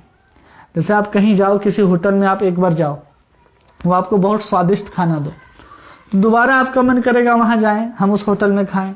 लेकिन एक बार अगर उसने गलती से बहुत बुरा खाना बना दिया, आपका मन उस होटल से हट गया, तो वैसे ही इंद्रियां हैं, आप या तो उसको बुरा अनुभव दे दो तो मन वहां से हट जाएगा। तो उसी को कहते हैं ना कि अगर हम भोग करते रहें बहुत बार तक, बहुत काल तक, तो ऊब जाने के बाद, प्रभुपाद जी तात्पर्य में लिखते हैं ना कि ऊब जाने के बाद, अगर कोई बहुत जन्म तक अपनी इंद्रियों को भौतिक पदार्थ के भोगों में लगाया हुआ है, तो ऊबने के बाद वो क्या कर सकता है, अथातो ब्रह्म जिज्ञासा की तरफ जा सकता है कि अब हमको ब्रह्म की जिज्ञासा करनी है। और ऐसा नहीं है तो क्या करेगा, वो चाहेगा कि हम भोगते रहें। लोग यही करते हैं कि हम भोग भोग के हम एक बार निवृत्त हो जाएंगे, तब हम जाके कृष्ण का नाम लेंगे। भगवान ने कह दिया वो क्या है, महाशनु, उसका पेट भरने वाला ही नहीं है। इसलिए तुम मत सोचो कि इंद्रियां भोग भोग करके क्या हो जाएगी, उसका पेट भर जाएगा और तुम वापस क्या करोगे, कृष्ण के धाम में आ जाओगे, कृष्ण का नाम लेना शुरू करोगे। लेकिन ऐसा होता नहीं है। बहुत दुर्लभ लोग हैं जिसको ये बात समझ में आता है कि हम 50 साल तक भोग करते रहें, लेकिन फिर भी हमारी इंद्रियां तुष्ट संतुष्ट नहीं हुई। तब जाकर के वो जिज्ञासा करते कि अब हम क्या करें। तब उसको समझ में आता है कि आप तो जिसको भोग रहे थे जिस शरीर के माध्यम से, वो तो आप हो ही नहीं, आप आत्मा हो। इस माध्यम से हम कर सकते हैं या तो आंख को कृष्ण के दर्शन में, कान को कथा में, और जीभ को प्रसाद में, त्वचा को निर्माल्य या कृष्ण भक्त के संसर्ग में, जनन इंद्रिया को नियंत्रित करने में, या फिर हम उसको कृष्ण महानुभाव संतान उत्पन्न करने में लगा सकते हैं। तब ही जाकर के हम क्या करेंगे, हम उस चीज को दमन कर सकते हैं। तो इसमें क्या है कि कान, जीभ, त्वचा, एक नाक के द्वारा भी तो कर्म होता है, हाथ होता है ना कर्म इसके द्वारा, फिर पैर के द्वारा भी होता है। इन सब के द्वारा हम कर्म ही तो करते हैं। तो इसके द्वारा जब हम कर्म करते हैं, नाक हाथ के द्वारा, नाक को क्या करना है, सुगंध, कृष्ण के अर्पित जो तुलसी हैं, पुष्प हैं। हाथ को क्या करना है, तो भगवान की सेवा, भगवान का श्रृंगार, भगवान का भोग, ये सब हमको बनाना है। पैर से क्या करना है, कभी वृंदावन की परिक्रमा, कभी गोवर्धन की परिक्रमा, कभी हमारे अर्च विग्रह की परिक्रमा। ये सब के द्वारा हम क्या कर सकते हैं, कर्म इंद्रियों को नियंत्रित कर सकते हैं, और इसके माध्यम से मन बुद्धि अपने आप नियंत्रण में आ सकता है। और हम बता दिए कि कर्म इंद्रियों को भौतिक पदार्थ के संसर्ग में करेंगे तो मन कभी भी स्थिर होने वाला नहीं है। भगवान दूसरे अध्याय से समझाते आ रहे हैं कि भोग ऐश्वर्य प्रसक्ता नाम त्यापहत चेतसाम, कि जो भोग ऐश्वर्य में लगा हुआ है, समाधो न विधीयते, उसका मन कभी भी स्थिर नहीं होगा। उसी बात को भगवान ऐसे भी समझा रहे हैं। मतलब संपूर्ण ज्ञान भगवान भगवत गीता के माध्यम से देते हैं कि कैसे नियंत्रित कर सकते हो, या तो दमन या तो उसका परिवर्तन। हम इसको भोग में ना लगा करके योग में लगाएं। इसको अगर आंख को अगर हम सौंदर्य देखने में लगाएंगे, कान को सिर्फ उनकी चुगलियों में लगाएंगे, जीभ को ऐसे चीज में लगाएंगे जो जीभ को ही टेस्ट आता हो, कृष्ण का प्रसाद ना हो, केवल हम पर पुरुष पर स्त्री के संसर्ग में लगाएं, केवल और केवल भोग करें, नाक को केवल इत्र सेंट सूंघने में लगाएं, हाथ के द्वारा हम वही सब काम करें जिसमें आनंद आता हो। जैसे कि हम हाथ से क्या क्या काम करते हैं, पूरे संसार में व्यक्ति हाथ से ही काम करता है, चाहे ऑफिस में जाता हो, चाहे कुछ भी काम करता हो। हाथ किसके लिए लग गया, उसके स्वयं के भोग के लिए लग गया। और फिर पैर कहाँ जाता है, तो पब में, क्लब में, सिनेमा हॉल में जाता है। तो इस साइड हम कहाँ जा रहे हैं, भोग में। इस साइड कहाँ जा रहे हैं हम लोग, योग में। इसलिए इसको क्या कहते हैं हम लोग, कर्म योग। कर्म इंद्रियों को नियंत्रित करके कहाँ लगाना है, कृष्ण की ओर। इसलिए इस अध्याय का नाम क्या है, कर्म योग। आखिरी श्लोक में हम लोग देखते हैं भगवान क्या कहते हैं। किसी का अगर प्रश्न होता हो, सवाल हो, तो कमेंट करके भी पूछ सकते हैं, या फिर जो नंबर दिया गया है हमारा व्हाट्सएप का, आप उसमें कॉल कर करके या फिर मैसेज करके भी पूछ सकते हैं। आखिरी श्लोक है इस अध्याय का। कल हम लोग चौथा अध्याय शुरू करेंगे। एवं बुद्धे परम बुद्ध्वा संस्तभ्या आत्मनात्मनः जहि शत्रु महाबाहो काम रूपम दुरासदम। इस प्रकार हे महाबाहु अर्जुन, अपने आप को भौतिक इंद्रियों तथा मन बुद्धि से परे जानो और मन को सावधान आध्यात्मिक बुद्धि कृष्ण भावना भावित में स्थिर करके आध्यात्मिक शक्ति द्वारा इस काम को, काम रूपी दुर्जय शत्रु को जीतो। तो क्या करें? एवं बुद्धे, किसके द्वारा? बुद्धि से, बुद्धवा संस्तभ्य, आत्मना को, मन को, किसके द्वारा? तो आध्यात्मिक शक्ति के द्वारा। भगवान ने साफ साफ बता दिया किसके द्वारा हमको जीतना है? आध्यात्मिक शक्ति के द्वारा। हम किसको जीत सकते हैं? काम को जीत सकते हैं। जही शत्रु महाबाहो काम रूपम दुरासदम। क्या है? दुरासदम, जिसको साधना बहुत कठिन है, लेकिन किसके द्वारा साधोगे? आध्यात्मिक शक्ति। आध्यात्मिक शक्ति क्या है? कि जब हम आत्मा समझेंगे ना, हम आत्मा है। क्या है? आत्मा है। और इसके नीचे फिर काम करती है हमारा क्या? बुद्धि। इसके नीचे काम करता है हमारा मन, और इसके नीचे काम करता है इंद्रियां। और कहाँ बैठा है काम? तो इस बुद्धि में, इस मन में और इस इंद्रिय में बैठा है काम। तो किसके द्वारा जीतना है? आत्मा। जब आत्मज्ञान के द्वारा हम जीतेंगे तो उसी को भगवान कह रहे हैं आध्यात्मिक शक्ति।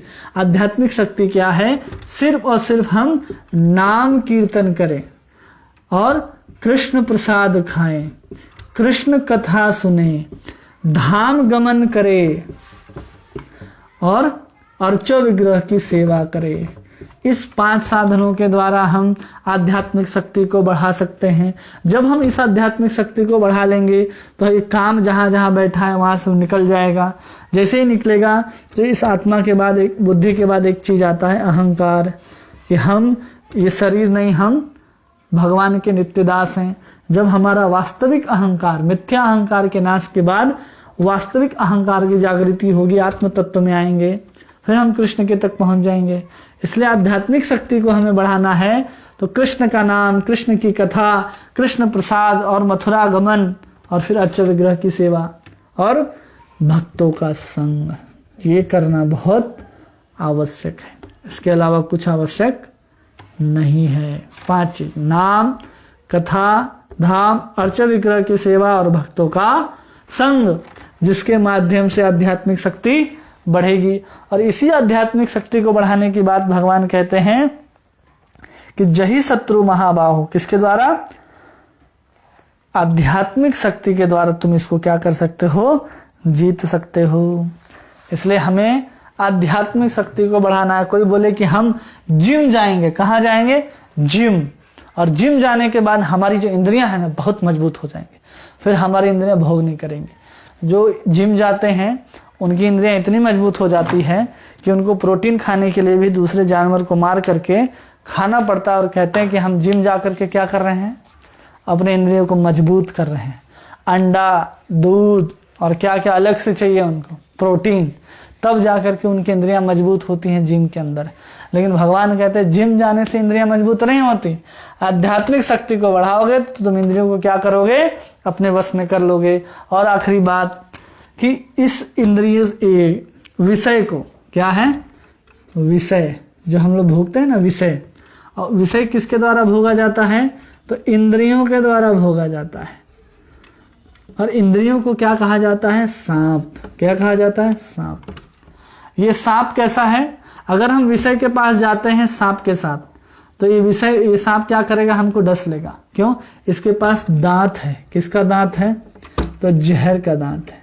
लेकिन जैसे ही आध्यात्मिक शक्ति को हम बढ़ा लेते हैं तो हम इस सांप को, मतलब इंद्रियों को वश में कर लेते हैं और उसका जहर का दांत निकाल देते हैं। और जहर का दांत निकालने के बाद इंद्रियां अगर विषय में भी जाएंगी तो जहर लगने वाला नहीं है। इसलिए हमको क्या करना है कि हमको अपना जो इंद्रियां है ना, उन 5 इंद्रियों का जो कर्म इंद्रियां है हमारा, जो इधर उधर भागती हैं, वो सांप के समान है और उसमें जहर लगा है। उस जहर के दांत को तोड़ना है आध्यात्मिक शक्ति के माध्यम से। जब मतलब उस इंद्रिय के अंदर रह ही नहीं जाएगी इच्छा कि हमको भोगना है। मतलब सांप काट भी दे तो कोई फर्क पड़ता है जिसके अंदर जहर ना हो? तो आध्यात्मिक जो कृष्ण भावना में बढ़ा हुआ व्यक्ति है वो क्या करता है? अगर इंद्रियों को भोगता भी है तो उसको ऐसा नहीं लगता है कि ये हमारे ऊपर असर डाल रही हैं। इसलिए जो नए भक्त आते हैं, नए जो साधना स्थिति में आते हैं, उसको कहा जाता है कि आप इन नियमों का पालन कीजिए, जिसके द्वारा आपकी इंद्रियां आपके वश में होंगी और फिर जाकर के आप अपने अध्यात्म को प्रगति में ला सकते हैं। अन्यथा हम क्या करते हैं, भगवान बार बार कह रहे हैं कि काम और क्रोध क्या है, ये बहुत बड़ा शत्रु है, उसको जीतना है तो हमको क्या करना पड़ेगा, अपने इंद्रियों के दांत तोड़ने पड़ेंगे। कैसे टूटेंगे, तो आध्यात्मिक शक्ति वो कैसे बढ़ेगा, नाम, भागवत श्रवण, मथुरागमन, अर्च विग्रह सेवा और साधुओं का संग, ऐसा करने से हम इस चीज को जीत सकते हैं। जही शत्रु महाबाहो काम रूपम दुरासदम, ये काम रूप जो दुरासद जो शत्रु है उसको क्या करना होगा अर्जुन, जीतना होगा। किसके द्वारा, आध्यात्मिक शक्ति के द्वारा। तो यह अध्याय हमारा कर्म योग यहाँ पर पूरा होता है। कल हम लोग दिव्य ज्ञान, जिसको हम लोग कहते हैं कि जो ज्ञान है उसकी दिव्यता को समझेंगे, जिसमें भगवान अपने बारे में बताते हैं, अर्जुन के बारे में बताते हैं, इस पूरी परंपरा के बारे में बताते हैं, भगवान कब कब अवतार लेकर के आने वाले हैं, कैसे अवतार लेकर के आते हैं, इन सब के बारे में भगवान आगे बताएंगे चौथे अध्याय में। तो कल हम लोग चौथे अध्याय को शुरू करेंगे। तो कल हो सकता है आपके पास इस तीसरे अध्याय का 10 प्रश्न होते हैं या 15 प्रश्न होते हैं, वो आपके पास आएंगे। आपको 1 सप्ताह का उसके लिए भी समय मिलेगा, आप उसको पूरा करके हमारे पास पुनः भेज सकते हैं। तो आप सभी का बहुत बहुत धन्यवाद। हरे कृष्णा।